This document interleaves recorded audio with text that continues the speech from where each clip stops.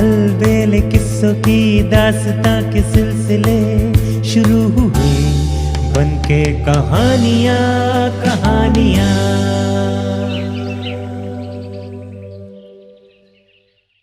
आइए सुनते हैं आज की कहानी सो मत जाना। बहुत समय पहले की बात है।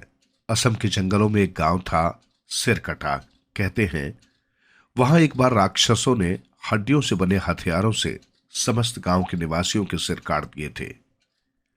उस गांव का व्यापारी धन्नालाल जब परदेश से कमाई करके गांव लौटा तो सुनसान गांव देखकर दंग रह गया। भयभीत सा धन्नालाल गांव के मंदिर में देवी के चरणों में पहुंचा। रोते हुए उसने देवी से पूछा, मां, ये सब क्या हो गया? चिंता मत करो वत्स, तुम्हारा परिवार सुरक्षित है। तुम्हारी पत्नी बच्चों सहित मायके गई हुई है। ये घटना तो उसके मायके जाने के बाद हुई है। देवी बोली, अब मैं क्या करूंगा मां? इन राक्षसों से कैसे पीछा छूटेगा? सुनो, इन राक्षसों को नीचे की ओर देखने की आदत है। एक दो रोज में राक्षसों का सरदार यहां अपनी बस्ती बसाने आएगा। तुम गांव के द्वार को त्रिभुज जैसा बना दो। उसे नीचे की ओर चौड़ा दरवाजा दिखेगा। त्रिभुज का ऊपरी सकरा मुंह नहीं देख पाने से वो उस त्रिभुजाकार दरवाजे से टकराकर मर जाएगा। देवी ने समझाया। दूसरे दिन धन्नालाल ने त्रिभुज के आकार का दरवाजा बनवा दिया। एक दिन राक्षसों का सरदार तेजी से दौड़ता हुआ गांव की ओर आया। तेजी से आने के कारण उसका सिर दरवाजे से टकराया, जिससे सिर टूटकर त्रिभुजाकार दरवाजे के ऊपरी हिस्से में फंस गया। राक्षस की वही मौत हो गई। डर के मारे सभी राक्षस वहां जंगल छोड़कर भाग गए। खुशी खुशी धन्नालाल देवी मां के चरणों में प्रसाद चढ़ाने गया। देवी मां ने उसे समझाया, धन्नालाल, मेरे त्रिशूल से तांबा लेकर त्रिभुज की आकृति के कुछ ताबीज बनवा लो। जो इन ताबीजों को पहनेगा उसके सामने आते ही राक्षस झुलस जाया करेंगे। इससे तुम्हारा परिवार सुरक्षित रहेगा। देवी मां को धन्यवाद देकर धन्नालाल मंदिर से बाहर आया। कुछ दिनों के बाद उसने गांव के पास नई बस्ती बसा दी और परिवार वालों के गले में त्रिभुज के आकार के ताबीज डाल दिए। धन्नालाल का परिवार पीढ़ी दर पीढ़ी इन ताबीजों को पहनता रहा। काफी दिन बाद जब परिवार में एक बालक का जन्म हुआ तो उसका नाम रखा गया त्रिभुवन। धीरे धीरे त्रिभुवन बड़ा होने लगा। त्रिभुवन अक्सर अपने दादाजी से उस ताबीज का रहस्य पूछता, किंतु उसकी बात को हर बार टाल दिया जाता था। रात को चारपाई पर लेटे लेटे त्रिभुवन घंटों सोचता रहता। कई बार उसे सपने में ऐसा लगता जैसे कि वो जंगल में बरगद के पेड़ के पास खड़ा है तथा पेड़ से आवाज आती है, सो मत जाना, सो मत जाना। घबराकर वो नींद से उठता है। एक दिन उसने मां को कहा कि उसे सपने में कोई आवाज सुनाई पड़ती है, सो मत जाना। मां ने उसे प्यार से समझाया कि दिन की बातें रात को सपने में दिख जाती हैं। त्रिभुवन मां के उत्तर से संतुष्ट नहीं हुआ। उसने आश्रम में अपने गुरुदेव से पूछा तो उन्होंने कहा, बेटा त्रिभुवन, तुम्हें किसी बात के लिए चौकस रहने की जरूरत है। सो मत जाना का अर्थ है होश हवास में रहना। कभी संकट आए तो घबराना मत, बल्कि हिम्मत रखना। एक दिन त्रिभुवन के पशु जंगल में चरते चरते दूर चले गए। त्रिभुवन भी अपने पशुओं को ढूंढते ढूंढते वहां जा पहुंचा। वहां पहली बार उसने एक विशाल गुफा देखी। वो थक गया था, इसलिए गुफा से दूर जाकर एक बरगद के पेड़ की छाया में सुस्ताने लगा। तभी गुफा के अंदर सो रहे बूढ़े राक्षस को कुछ गर्मी सी महसूस हुई। बूढ़ा राक्षस समझ गया कि ये ताप त्रिभुवन के पुराने पड़ चुके ताबीज के कारण है, अन्यथा तो इस ताबीज के ताप से वो अब तक जल चुका होता। वो बूढ़ा राक्षस उस राक्षस सरदार का बेटा था जो बहुत पहले धन्नालाल के त्रिभुजाकार दरवाजे में मारा गया था। अपने पिता की मौत का बदला लेने के लिए गुफा से बाहर आया। वो मायावी राक्षस एक सांप में बदल गया और त्रिभुवन के पैर को डसकर गायब हो गया। त्रिभुवन को सांप के जहर के कारण मूर्छा सी आने लगी। वो जमीन पर लेट गया। जहर के असर से उसे नींद आ रही थी।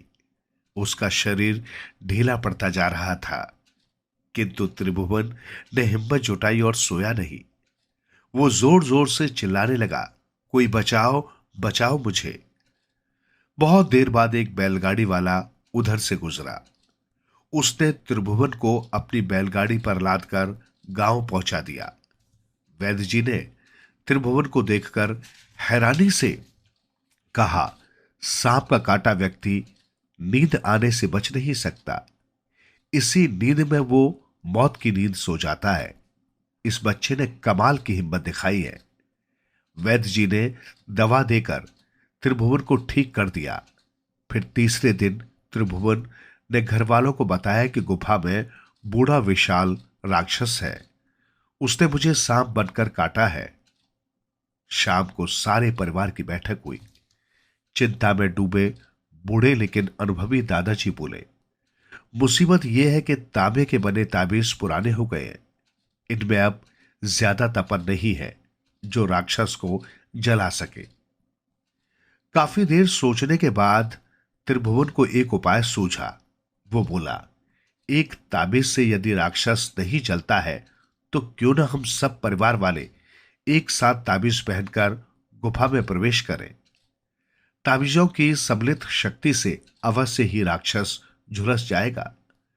सबको त्रिभुवन का विचार पसंद आया। दूसरे दिन वे सब मायावी राक्षस की गुफा के अंदर पहुंचे। मंत्र पूरित ताबीजों के ताप से नींद से उठने से पहले ही राक्षस जल गया। बूढ़े दादा ने त्रिभुवन की पीठ थपथपाई। त्रिभुवन बोला, दादाजी, धन्यवाद तो उस प्रभु को दीजिए जिसने समय रहते ही सावधान किया कि सो मत जाना, कि सो। आइए सुनते हैं आज की कहानी बादलों के देश में। एक था घुमक्कड़ राम। घुमक्कड़ राम को दूर दूर की यात्राएं करना और घुमक्कड़ी का काफी शौक था।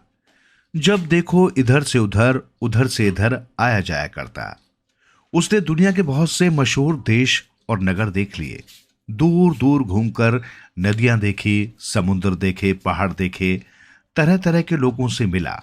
उनसे मिलकर उसे नई नई बातें पता चली, नए नए अनुभव मिले। इस बात से घुमक्कड़ राम की खुशी का ठिकाना न था। अक्सर लोग पूछते, यार घुमक्कड़ राम, तुम्हें इस तरह की यात्राओं से क्या मिलता है? घर में टिककर क्यों नहीं बैठते? घुमक्कड़ राम हंसकर कहता, भाई मेरे पैर में चक्कर है, मैं एक जगह टिककर नहीं रह सकता। दोस्त कहते, यार किन चक्करों में हो, पैसा कमाओ, पैर में चक्कर है तो थाम कर बैठो, वरना जिंदगी मुश्किल हो जाएगी। इस पर घुमक्कड़ राम जवाब देता, भाई जिंदगी तो बड़ी खूबसूरत चीज है, बंधकर रहने के लिए थोड़े ही है। बंधा हुआ पानी सड़ जाता है। एक बार की बात है, बहुत समय तक घुमक्कड़ी के बाद घुमक्कड़ राम अपने शहर में वापस आया।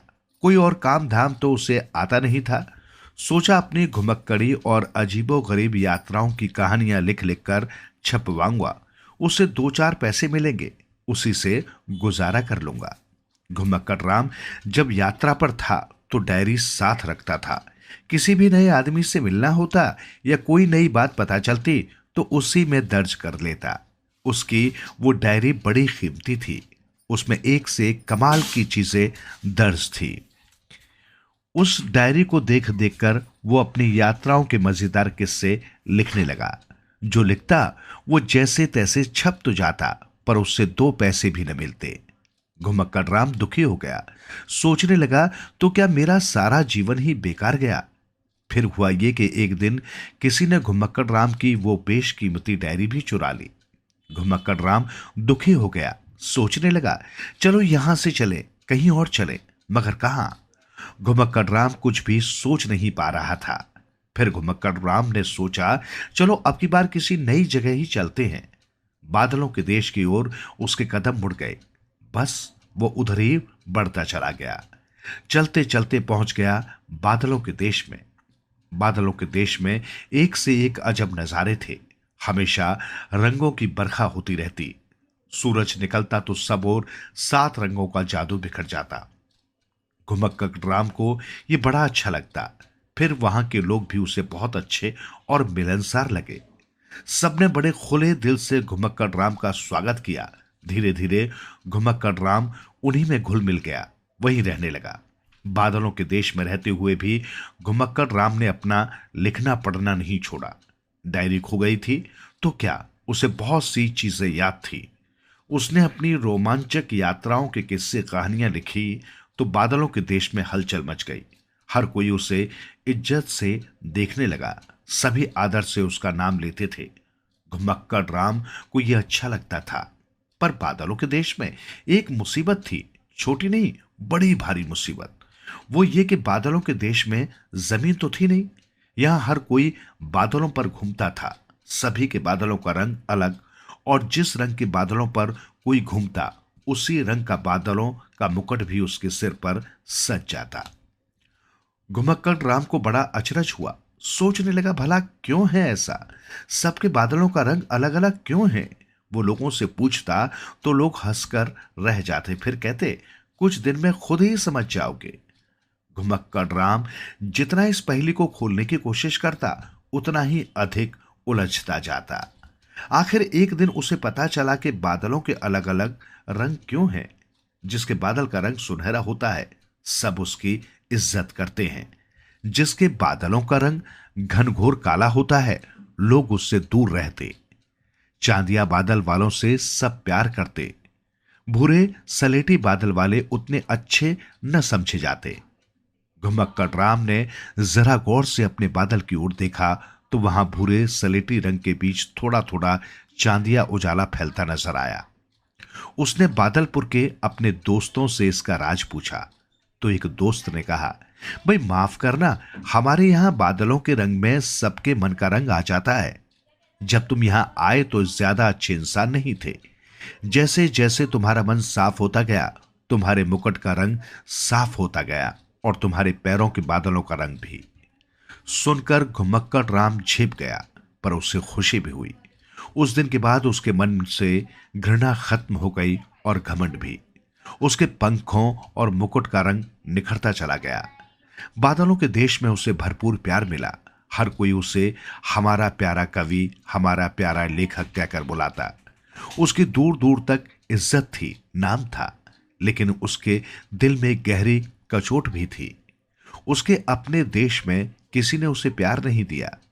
घुमक्कड़ राम ये सोचता तो थोड़ा उदास हो जाता, पर बादलों के देश में उसे इतना सच्चा प्यार मिला था कि उसकी ये उदासी धीरे धीरे खुद ही छटने लगी।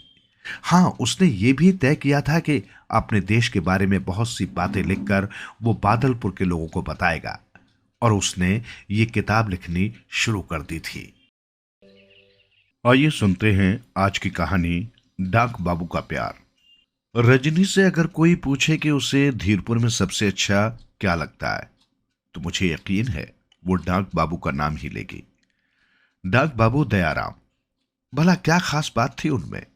एकदम सीधे साधे तो थे उस छोटे से कस्बे धीरपुर के सीधे सरल डाक बाबू दयाराम। जैसा नाम वैसे ही भले और दयालु भी।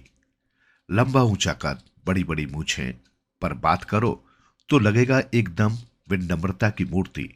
हमेशा खद्दर के ही सफेद धोती कुर्ता पहनते थे, इसलिए सबसे अलग नजर आते थे। सारा धीरपुर उन्हें जानता था। कभी भी किसी का कोई काम अटकता तो डाक बाबू दयाराम जैसे भी हो उसे पूरा करते। कभी कभी तो रात बेरात भी वो दूसरों के लिए दौड़ पड़ते, इसलिए हर कोई दिल से उनकी इज्जत करता था। धीरपुर था एक छोटा सा कस्बा, लेकिन उसमें लड़कियों का एक मशहूर स्कूल था, भगवती बाई कन्या विद्यालय। उसमें दूर दूर के गांव की लड़कियां भी पढ़ने आती। उसी में पढ़ती थी ऊंचा गांव की रजनी भी। वो भगवती बाई कन्या विद्यालय के लड़कियों के हॉस्टल में रहती थी। उसके पिता देवी सिंह एक मामूली किसान थे, फिर भी उनकी इच्छा थी बेटी पढ़ लिख जाए, लायक बने। इसलिए उन्होंने भगवती बाई कन्या विद्यालय में उसे दाखिला दिलाया था, चाहे खुद कितनी ही तंगी में रहे, पर हर महीने मनी ऑर्डर से उसके पास फीस के पैसे जरूर भेज देते थे। रजनी अच्छी लड़की थी, खूब मेहनत से पढ़ती और अच्छे नंबर लाती। घर से थोड़े ही पैसे आते थे, पर वो उसी में अपना काम चला लेती। फिजूल की चीजों में एक भी पैसा खर्च न करती। और लड़कियां हैरान थी, एक मामूली किसान की लड़की इतनी तरक्की कैसे कर रही है। रजनी को बस कभी कभी परेशानी तभी होती, तब घर से मनी ऑर्डर आने में देर हो जाती, तब स्कूल में फीस जमा करने के लिए क्लास टीचर की डांट पड़ती, या फिर हॉस्टल की मेस का बिल चुकाने के लिए तकाजे आने लगते। ऐसे में रजनी दौड़कर डाक बाबू दयाराम जी के पास ही जाती, कहती, चाचा जी, मेरा मनी ऑर्डर नहीं आया। डाक बाबू दयाराम रजनी का परेशान चेहरा देखकर उससे भी ज्यादा परेशान हो जाते। फिर से पूरी लिस्ट मंगाकर देखते, फिर सिर हिलाकर कहते, नहीं बेटी, अभी तो नहीं आया। रजनी उदास होकर लौटने लगती तो एक क्षण के लिए वे गुमसुम से उसे देखते रहते, फिर प्यार से आवाज लगाते, रजनी बेटी सुनो तो। रजनी आती तो डाक बाबू चिंतित स्वर में पूछते, क्यों बेटी, बहुत जरूरत है तो मुझसे कहो, मैं कर देता हूं इंतजाम। तुम्हारा मनी ऑर्डर आए तो लौटा देना। नहीं चाचा जी, ऐसी तो कोई बात नहीं, मनी ऑर्डर आता ही होगा, कहकर रजनी फिर से लौटने लगती। तब डाक बाबू उसे खाली पोस्ट कार्ड निकालकर पकड़ा देते, कहते, जल्दी से इस पर पता लिखकर 2 लाइन की चिट्ठी लिख दो पिताजी के नाम, इसी डाक से निकल जाएगी, हो सकता है कल परसों तक मनी ऑर्डर भी आ जाए। डाक बाबू का प्यार देखकर रजनी की आंखें भीग जाती। जल्दी से पोस्ट कार्ड लिखकर डाक बाबू को पकड़ाती और हॉस्टल आ जाती। और फिर सचमुच तीसरे चौथे रोज उसका मनी ऑर्डर आ जाता। रजनी डाक बाबू को धन्यवाद दिए बगैर न रह पाती। वे उसे अपने सचमुच के चाचा ही लगते थे। ऐसे ही कई साल बीते। रजनी हाई स्कूल में आ गई। बोर्ड की परीक्षा थी। क्लास टीचर ने कहा था, सब बच्चों को बोर्ड की परीक्षा के लिए 300 रुपए अलग से जमा कराने होंगे। रजनी ने तुरंत घर पर चिट्ठी डाल दी थी कि इस बार मनी ऑर्डर में उसे 300 रुपए ज्यादा भेजे जाए। लेकिन आज 7 तारीख हो गई थी, मनी ऑर्डर आया ही न था। रजनी इस पूरे हफ्ते स्कूल की पढ़ाई खत्म होते ही डाकखाने जाकर डाक बाबू से पूछती रहती थी, चाचा जी, मेरा मनी ऑर्डर आया? और हर बार उसे एक ही जवाब मिला, नहीं बेटी, आया होता तो मैं खुद ही आकर तुझे दे आता। रजनी की परेशानी बढ़ती ही जा रही थी। हाई स्कूल की परीक्षा पास थी, स्कूल की फीस तो दी ही जानी थी, बोर्ड की परीक्षा की फीस भी भरी जानी थी, नहीं तो भला वो इम्तिहान में कैसे बैठ सकती थी। जब भी वो डाक बाबू से जवाब में इनकार सुनती, उसका चेहरा रुआसा हो जाता। और आज तो class teacher Mrs Kanta Badhwa ने भी उसे पूरी तरह डांटा था। कहा था, तय कर लो तुम्हें परीक्षा में बैठना है या नहीं। अगर स्कूल से सब बच्चों के फॉर्म चले गए और तुम्हारा छूट गया तो इम्तिहान में नहीं बैठ पाओगे, तुम्हारा ये साल बेकार हो जाएगा। सुनकर रजनी की आंखों से आंसू टपक पड़े। उसने बड़ी मुश्किल से उन्हें छुपाया। सोचा, आज मैं डाक बाबू से कहूंगी कि वे मेरे लिए फीस का इंतजाम कर दे, बाद में मनी ऑर्डर आते ही उनके पैसे चुका दूंगी। रजनी स्कूल की छुट्टी होते ही दौड़ी दौड़ी डाकघर गई। और जैसे ही डाक बाबू ने कहा कि मनी ऑर्डर तो आज भी नहीं आया बेटी, उसके होठ कांप कर रह गए। उसने कहना चाहा, चाचा जी, आप मेरे लिए कुछ पैसों का इंतजाम कर दीजिए, पर उसके मुंह से कोई शब्द निकला ही नहीं। वो होठ भींचे रिपीट वो होठ भींचे हुए वापस आई और हॉस्टल में अपने कमरे में आकर खूब रोई, खूब रोई। रात में उसने खाना भी नहीं खाया, न जाने कब सो गई। सोच रही थी, अगर कल भी पैसे नहीं आए तो मैं स्कूल नहीं जाऊंगी, हॉस्टल छोड़कर घर चली जाऊंगी, फिर भले ही इम्तिहान में न बैठ पाऊं। अगले दिन रजनी अभी उठी ही थी कि आया ने उसे बताया, अतिथि कक्ष में कोई सज्जन उसका इंतजार कर रहे हैं। रजनी हैरान, इतनी सुबह सुबह कौन उनसे मिलने आ गया। वहां जाकर देखा तो उसे अपनी आंखों पर विश्वास ही न हुआ। सामने डाक बाबू दयाराम बैठे मंद मंद मुस्कुरा रहे थे। अरे चाचा जी आप? रजनी ने चकित होकर कहा, इतनी सुबह सुबह? हाँ बेटी, मनी ऑर्डर तुम्हारा कल ही आ गया था, लेकिन डाकिया बीमार था, कल आ नहीं पाया, तो मैंने सोचा मैं खुद जाकर दे आऊं। शायद तुम्हें जरूरत हो, कहकर दयाराम जी ने 100-100 के 5 नोट उसके आगे रख दिए। फिर बोले, लगता है तुम्हारी इस बार की फीस लेट हो गई है। तुम कहो तो मैं प्रिंसिपल साहब के पास जाकर बात करूं? मेरे तो वे परिचित हैं। नहीं चाचा जी, इसकी जरूरत नहीं है, रजनी ने कहा। आज ही फीस जमा करने की आखिरी तारीख है। मैं स्कूल जाते ही जमा करा दूंगी। ईश्वर का लाख लाख शुक्र है, अब मैं इम्तिहान में बैठ पाऊंगी। डाक बाबू उठकर चलने लगे तो रजनी बोली, चाचा जी इस बार आपने मनी ऑर्डर फॉर्म पर दस्तखत नहीं करवाए। मैं देखना चाहती थी पिताजी ने मेरे नाम कोई संदेश तो नहीं लिखवाया। ओहो, डाक बाबू बोले, असल में डाकियों को आना था मनी ऑर्डर देने, तो मैं खुद दस्तखत कर दिए, उससे पैसे ले लिए ताकि सुबह तेरे पास पहुंचा दूं। और हाँ, याद आया, तुम्हारे पिताजी का संदेश भी था उसमें कि हमेशा की तरह खूब लगन से पढ़ना और अव्वल आना। सुनकर रजनी की आंखों में चमक आ गई। उसने डाक बाबू को बहुत बहुत धन्यवाद दिया। अगले ही दिन रजनी ने घर पर चिट्ठी लिखी। उसने पिताजी को लिखा, आपके भेजे हुए 500 रुपए मिल गए। डाक बाबू खुद हॉस्टल में चलकर आए और मुझे दे गए। बहुत भरे हैं वे। उस दिन सुबह सुबह पैसे न मिलते तो मैं इम्तिहान में नहीं बैठ सकती थी। रजनी की चिट्ठी का कोई जवाब तो नहीं आया, पर उसके एक सप्ताह बाद गांव से बाबा फकीर चंद आए। उन्हें उसके पिता ने ही भेजा था। बोले, तेरे पिता का ट्रैक्टर से एक्सीडेंट हो गया था, काफी चोट लगी, सब परेशान थे, तो पैसे कौन भेजता? ले, उन्होंने 700 रुपए भिजवाए हैं। पर रजनी हैरान होकर बोली, 500 रुपए तो उन्होंने पिछले हफ्ते ही भिजवाए थे। फिर मैं इतने रुपए लेकर क्या करूंगी? कौन से 500 रुपए? फकीर चंद हैरान होकर बोले, तेरे पिता तो पिछले हफ्ते बेहोश थे, उन्हें कुछ होश ही नहीं था, फिर रुपए कौन भिजवाता? कुछ देर बाद जैसे उन्हें याद आया हो, बोले, हाँ तूने एक चिट्ठी तो लिखी थी, घर पर के 500 रुपए मिल गए हैं। पर किसी की कुछ समझ में नहीं आया था कि जब रुपए भेजे ही नहीं गए तो तुझे मिले कैसे? कौन ऐसा फरिश्ता है जो? रजनी क्षण भर में सब समझ गई। बोली, बाबा चलिए, मैं आपको उस फरिश्ते से मिलवाती हूं। रजनी बाबा फकीर चंद के साथ दौड़ी दौड़ी डाक खाने पहुंची। झट डाक बाबू के पास जाकर बोली, आपका उपकार कभी भूलूंगी नहीं चाचा जी, ये लीजिए, अपने 500 रुपए रख लीजिए। दयाराम मंद मंद मुस्कुराते हुए बोले, क्या मैं अपनी बेटी की इतनी मदद भी नहीं कर सकता? इतने में बाबा फकीर चंद बोल पड़े, मदद तो आपने बहुत बड़ी की है डाक बाबू, ये लड़की तो क्या, हम सभी इसे जीवन भर याद रखेंगे। और रजनी तो मेरी बाह पकड़कर यहां तक लाई कि चलिए बाबा, आपको एक फरिश्ते से मिलवाना है।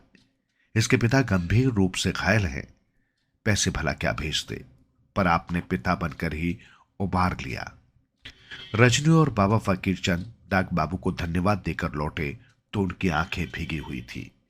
डाक बाबू की आंखें भी छलछला आई थी, मानो वे मन ही मन रजनी को आशीर्वाद दे रहे हों। इस घटना को बरसों बीत गए। रजनी छोटे से कस्बे धीरपुर के जिस स्कूल में पढ़ी थी, आज उसी में अध्यापिका है, पर वो डाक बाबू के स्नेह को आज तक नहीं भूल पाई। हालांकि जब जब डाक बाबू से इसका जिक्र करती है तो वे मंद मंद मुस्कुराते हुए कहते हैं, आदमी आदमी के काम आए तो भला इसमें कौन सी बड़ी बात है। आइए सुनते हैं आज की कहानी, वापस मिल गया धन। पुराने जमाने की बात है। राधेगढ़ का रामदीन हलवाई बहुत मशहूर था। उसकी दुकान शहर के मुख्य बाजार में थी। दुकान के पीछे की ओर उसका घर था। मिठाई बनाने के लिए उसे बाजार से घी, तेल, चीनी, मैदा आदि खरीदनी पड़ती थी। इन्हें काम में लेने के बाद घी तेल के खाली पीपे, चीनी, मैदा एवं बेसन की बोरियां बच जाया करती थी। दुकान में जगह कम होने की वजह से खाली पीपे और बोरियों का ढेर घर के आंगन में एक ओर पड़ा रहता था। रामदीन की पत्नी का नाम सीता था। वो समझदार एवं कुशल गृहिणी थी। पति के काम में सदैव हाथ बटाती थी। सीता में बचत करने की अनूठी आदत थी। घर के खर्च के लिए रामदीन से जो धन मिलता था वो उसमें से भी कुछ न कुछ बचा लिया करती थी। वो बचत का महत्व भली प्रकार जानती थी। स्वभाव से रामदीन खर्चीला था, इसलिए वो अपनी बचत उससे छुपाकर रखती थी। न जाने भरे पूरे परिवार में कब रुपयों की जरूरत आ पड़े, उस समय किसी के आगे हाथ नहीं फैलाना पड़े, इसके लिए भी बचत करना बहुत जरूरी था। उस जमाने में चांदी के बने सिक्के होते थे जिन्हें लोग कलदार कहा करते थे। इसी तरह उन दिनों बैंक भी नहीं होते थे। ऐसी स्थिति में लोग अपने जमा धन को घर पर ही इधर उधर छिपाकर रखते थे। ये समस्या सीता देवी के साथ में भी थी। उसने घी तेल के खाली पीपों को अपनी गुल्लक बना रखा था। सबसे बचाकर रखने के लिए वो उसे पीपे को खाली पीपों के ढेर में छिपाकर रखती थी। इस बात की जानकारी सीता देवी के अतिरिक्त किसी को भी नहीं थी। यहां तक कि रामदीन भी इस रहस्य से अनजान था। एक बार किसी जरूरी काम से कुछ दिनों के लिए सीता को पीहर जाना पड़ गया। घर में रामदीन और बच्चे ही रह गए थे। रामदीन को दुकान के साथ साथ घर की देखभाल के काम पर भी ध्यान देना पड़ रहा था। इसी दौरान उसने महसूस किया कि घर में खाली बोरियां और पीपों का ढेर जमा हो गया है। यदि उन्हें किसी कबाड़ी को बेच दिया जाए तो रुपए भी मिलेंगे और घर में खाली जगह भी हो जाएगी। ये सोचकर उसने दीनू कबाड़ी को बुलाया।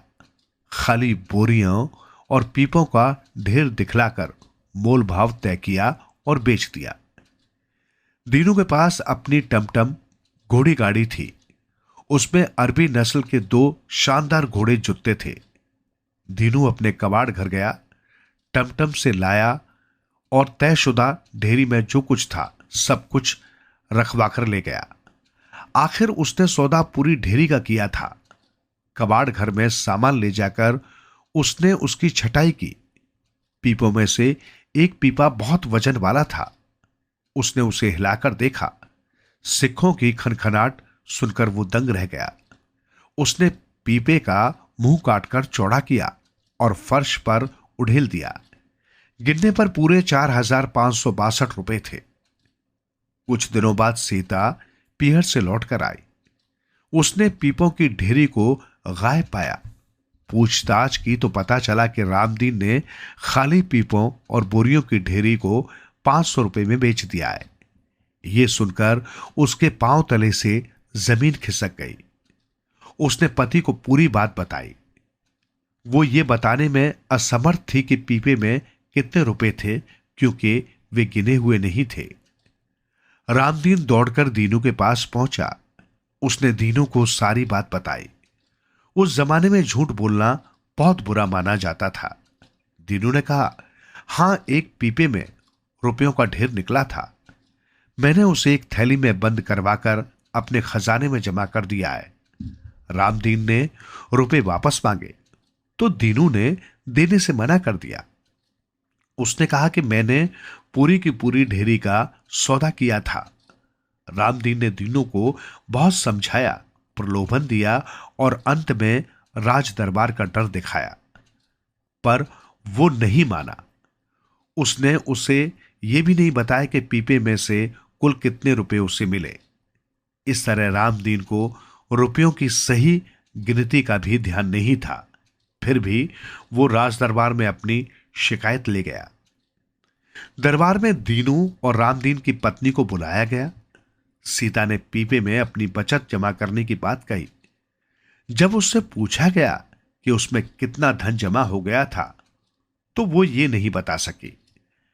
दीनू ने रुपए मिलने की बात स्वीकार करते हुए पहले की तरह ढेरी का सौदा होने का तर्क दिया। उसका तर्क सही था। महामंत्री राम शास्त्री ने रुपए लौटाने की बात समझाई। पर वो नहीं माना। ढेरे का सौदा होने की बात रामदीन भी स्वीकार कर चुका था, अतः फैसला रामदीन के पक्ष में नहीं गया। दीनू ने दरबार में 4,562 रुपए होना बता दिया था। राम शास्त्री को दीनू का तर्क तो स्वीकार था, पर नैतिकता स्वीकार नहीं थी। वो उसे सबक सिखाना चाहते थे, इसके लिए उन्हें उचित अवसर की तलाश थी। एक बार दीनू अपनी टमटम में उपले भरकर ले जा रहा था। रास्ते में राम शास्त्री मिल गए। उन्होंने दीनू की कुशल क्षेम पूछी और राजकीय भोज के लिए उपलों का भाव करने लगे। उन्होंने जानबूझकर कहा, दीनू, ये सब कुछ कितने में बेचोगे? इस रहस्य को दीनू समझ न सका। साधारण सी कीमत पर सौदा तय हो गया। राम शास्त्री ने कीमत अदा कर दी। दीनू टमटम लेकर राजभवन गया और उपले उतरवाने को कहा ताकि वो टमटम ले जा सके।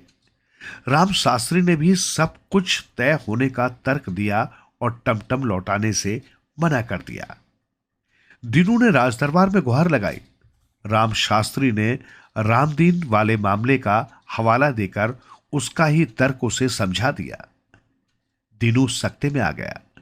टमटम में बेशकीमती अरबी नस्ल के घोड़े थे। वे उसके शान थे। उन्हें वो किसी भी कीमत पर नहीं खोना चाहता था। उसे अपने पूर्व हट के लिए क्षमा मांगनी पड़ी। रामदीन की पत्नी को पूरे 4,562 रुपए लौटाने पड़े। राम शास्त्री ने भी उसे उसकी टमटम वापस लौटा दी। वो केवल उसे सबक सिखाना चाहते थे। उन्हें न्याय की रक्षा करनी थी।